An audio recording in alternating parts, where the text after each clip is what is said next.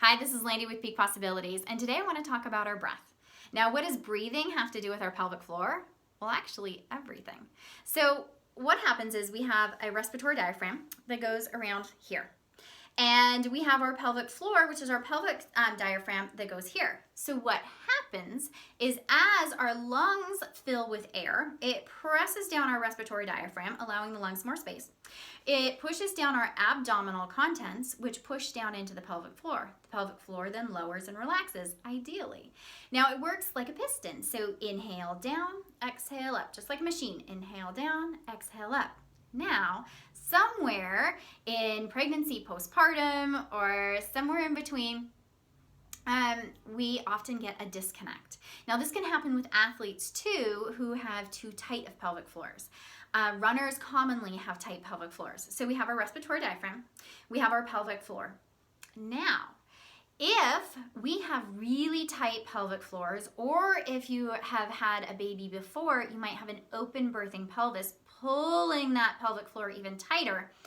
So when we inhale, our respiratory diaphragm goes down, our abdominal contents go down, and they hit a concrete floor. Nothing happens with the pelvic floor. So when this happens, we increase intra-abdominal pressure inside our abdomen.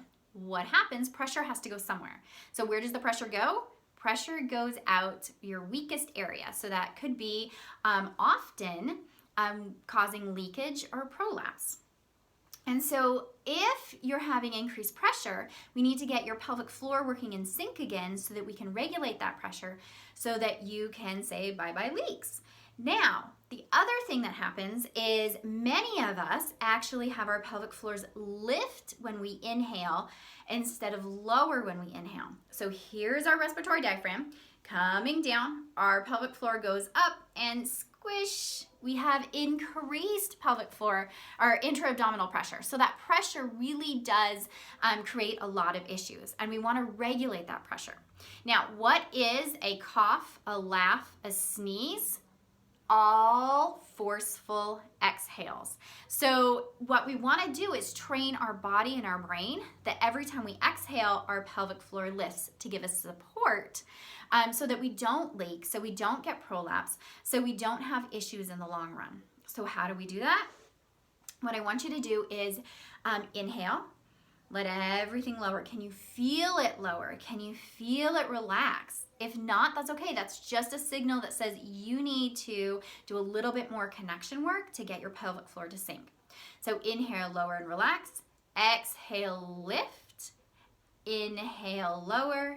Exhale, lift. Now I want you to do this 10 times a day. You don't need to do it more than 10 times, and the reason being, we don't want your pelvic floor to be too tired. So if you have a really tired pelvic floor, it's not going to engage and work like it should. It's just like if you went out and did a bunch of deadlifts and your back is really, really sore and tired and exhausted, and then you have to pick up your toddler, it's going to be a lot more work. And your back's not going to work as efficiently. So we want that pelvic floor in that sweet spot where it's getting a little bit of workout, but it's not too tired. So the next step that I want you to do is engage your transverse. So why your transverse? Your transverse is your God-given girdle. This is an amazing, huge, beautiful muscle. It goes all the way from your back, wraps around your sides, and connects in the front and down to your pubic bone. Now, this muscle is what gets majorly stretched out if you're having a baby.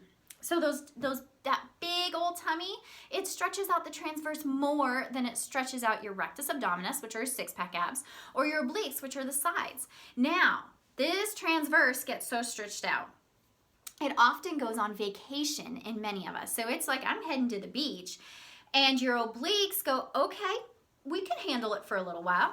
And so they start kicking on, and your obliques are mover muscles, not stabilizer muscles. So your mover muscles are now stabilizing, and so they're trying to stabilize, and they make it through pregnancy, and you have your baby. And in that 3 months postpartum, your transverse should kick back on and start working again.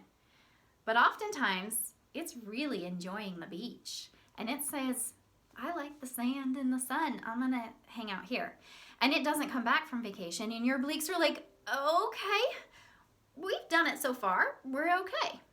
Now they get tighter and tighter and tighter. And what this can create is a diastasis recti, but it also means that you have rib restriction for your breathing, which is important to be able to have rib mobility. And your transverse is not doing its job pulling everything back in and giving you support. So what we want is that transverse to start kicking back on. So what I want you to do first is just inhale. Can you see how my hands move apart? You want to feel that rib mobility. Exhale. They come together, inhale, they move apart, exhale, they come together. Now you want to look for that in your own body. Can you put your hands on your ribs and do you see movement? If not, there's some restrictions. And I'll talk about what to do with restrictions in a minute. So what you want is you can give a little bit of pressure and feel into your ribs. So breathe in and breathe out. And sometimes that little bit of extra pressure can help your transverse. You can do it on your sides too. In, little bit of pressure, guiding that transverse to activate. Now, you can, if you can't feel it, you can visualize it. Athletes visualize all the time for their games. We can visualize for your therapy. So what I want you to do is visualize this big, beautiful muscle wrapping around and giving you this lovely hug. So inhale. Exhale, feel that come down. I want a nice soft exhale. So inhale, expand, exhale, softly blow out. That's the transverse. If you do a quick, you'll feel your rectus and your obliques kick in, but your transverse is not the major one that's kicking in. So we want that nice soft exhale. And so I want you to do this 10 times a day. Inhale. Feel that big supportive hug, and you should feel that muscle engage. If you can't feel it, imagine that muscle engaging, and soon you'll start to feel it. Now, to take it up one step further is combining the two. So you're going to inhale, everything relaxes, your pelvic floor relaxes. Exhale, everything comes together, your transverse kicks in, your pelvic floor just engages. We're not talking Kegel where it's a big crunch. We're just talking engagement. Can it lift? Inhale, transverse and pelvic floor relax. Exhale, everything comes up and in and engages. So if you have any questions about getting your transverse, your pelvic floor, or the combo engaged, let me know, because this can be hard. Sometimes if you're working on this and you're not getting it engaged, there's something else going on. So is it too tight of pelvic floor muscles that you're not able to just consciously relax? If you have a tight muscle in your back, you're not able to just say, hey, back muscle, relax. You often need something else to help. So do you have too tight of a pelvic floor, or do you have an open birthing pelvis? Now, how to check if you have an open birthing pelvis, or have you had previous babies? Did you have any trauma or stress with those previous babies? Now, if you did, then you could have that open birthing pelvis, even if you had a C-section, depending on where you transitioned into that C-section. So if you think you might have an open birthing pelvis or too tight of a pelvic floor, that's when you need to come in and get checked so that we can make sure to release and close anything that needs adjusted so that you can fully contract and engage your pelvic floor like you need. If you have any questions, comments, or just need to get in touch, www.possibilitiesot.com or 575-208-5434. I look forward to talking to you soon.